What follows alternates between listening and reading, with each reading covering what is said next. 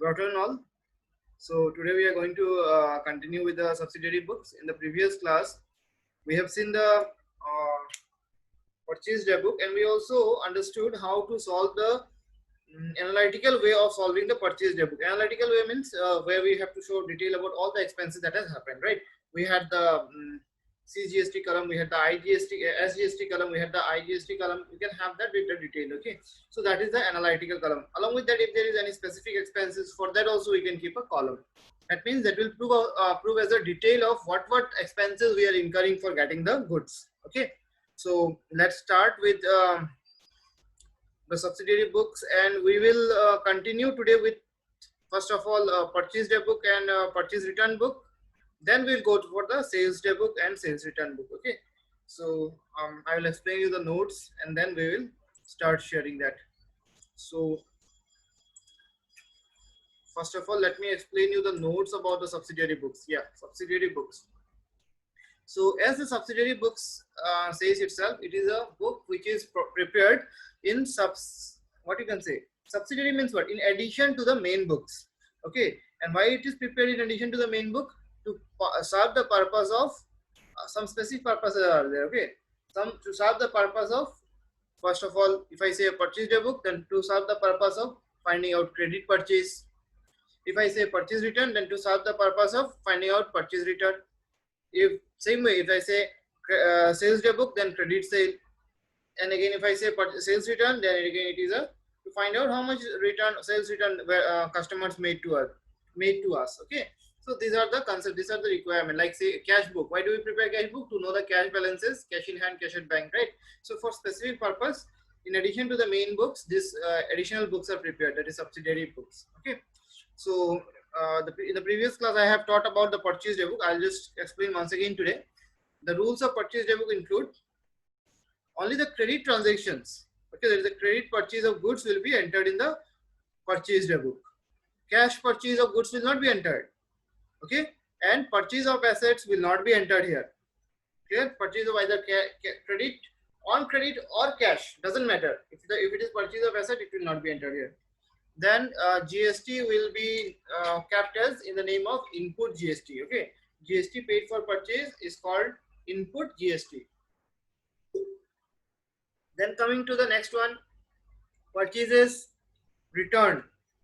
The rule for purchases return is that whatever return that has been made, okay, of goods, remember, of goods will be recorded here, not assets, goods, okay? And it will be accompanied with, okay, there will be a note which will be along with the purchase return, that will be called as debit note. Debit note is a note where the detail of the goods that has been returned are mentioned. कितने का सामान था, क्या-क्या सामान था, पूरा details में लिखा जाएगा, okay, जो return हुआ है. Then GST will be including input GST. Same here also we call the GST as input GST, okay? It can be input CGST, it can be input SGST, it can be input IGST. Okay? Then we'll go to the sales day book and sales return book later. Now we'll go with the next one, okay? That is, first of all, I will explain you the format of purchase return book, because in the previous class I have explained only the purchase day book. So today I will explain you the format of purchase return book. That's no such variation, okay? Only the thing is that you have to mention it purchase return book, the heading, or you can say purchase return journal. There will be a date column and the name of the supplier to whom you are returning back the goods. In the bracket you mention account to be debited, because when we make the purchase return, it is supplier account debit to purchase return, right? Supplier debit to purchase return. That is why account to be debited. And after that, the debit note number. The debit note means the note number in which the detail of the goods that has been returned by us to the supplier is mentioned. Then ledger folio will be there to give you the clue about where this particular subsidiary book has been posted in the ledger. Then details where all the items related to the purchase, like discount, trade discount might be there, or GST, whatever is there, okay, GST, discount or other expense, whatever is there will be put up here, and then the total column. After that, you can go for preparing details column for analytical purchase return journal. Analytical means there will be a detail of all the expenses in a separate column. Each item will have a separate column, like what we have seen in the previous class in the purchase book. Okay, so let's take up a sum and solve it. So here is a sum. Prepare purchase book and purchase return book of Messrs. Ashish of Haryana from the following transactions. So what is here? On 2017, we have given the information August 3.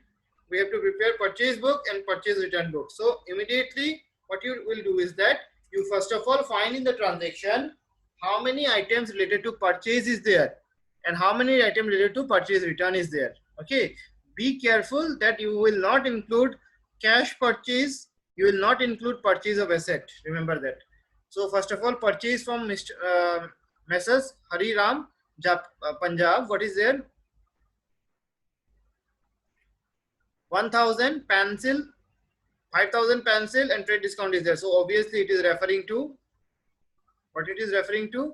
It is referring to the goods. So it will be coming in the purchase day book, purchase. Then return 500 pen to Messrs. Hari. This is again purchase return. So we have got one item of purchase return, one item of purchase day book. Then next one, purchase from Messrs. Kamal at Panipat. Again 200 pen, 50 register. So it is again a purchase. So we have got two items for purchase and one item for purchase return. So one by one also you can prepare, or both at a time you can prepare. So according to the need you have to prepare, like two transaction, one page will almost it will occupy. Okay, so try to prepare it vertically, horizontally, because vertically it will not be accommodating in your copy. So you prepare it horizontally. Okay, then so let's start. We'll make the purchase day book first. So in the purchase day book we'll have date. Okay, then we have the invoice number, we have seen in the previous day, invoice number.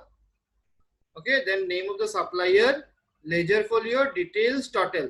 Okay, up to here we can do this total column. In the last class I showed, in the last it was there. You can keep it here also, no problem. Okay, and after that all the items, like what is the amount of purchase, what is the amount of CGST, what is the amount of SGST, what is the amount of IGST. So you can see in the question also it is mentioned CGST was 6%, SGST was 6%, IGST was 12%, right? So GST will be applicable in all the items. Okay, in this on only August 21. Okay, on August 21, because it is mentioned only with August 21, all the items of August 21. Okay, if it is mentioned in the top of the question like in the previous question, then it will be applicable for all the transactions, and if it is mentioned with a specific item in that particular transaction itself, we are going to apply, not all the transactions. Okay, so let's start. We know that first of all we have to give the date. So 2017 June, sorry, it is a typing mistake. Okay, it will be August 3. Okay, August 3. Invoice number is 135. That is also a typing mistake here. It should be 135. So after that, what do we have? What will you write? Messrs. Hari Ram Punjab. Write the name Hari Ram Punjab. What we have purchased? 1000 pen at the rate 10 each. So 1000 pen at the rate 10 each, 10,000. Then 5000 pencil at the rate 5 each. 5000 pencil at the rate 5 each, 25,000. Okay, the total now we'll see. What is the total? 10,000 plus 25,000, it is coming to 35,000. Okay, now from 35,000 after that what is told? Trade discount is 10%. So less trade discount 10%. So 10% of 35,000 will be 3,500, right? So it is coming 31,500 rupees. So 31,500 rupees is the amount of purchase, and along with that we have got GST. Okay, now be very careful while applying the GST, because of the fact that in this particular question they have done some mistakes. Okay, the question has gone with some mistakes. That is the issue here. Okay, because there's no IGST, CGST and all mentioned, but they have included here.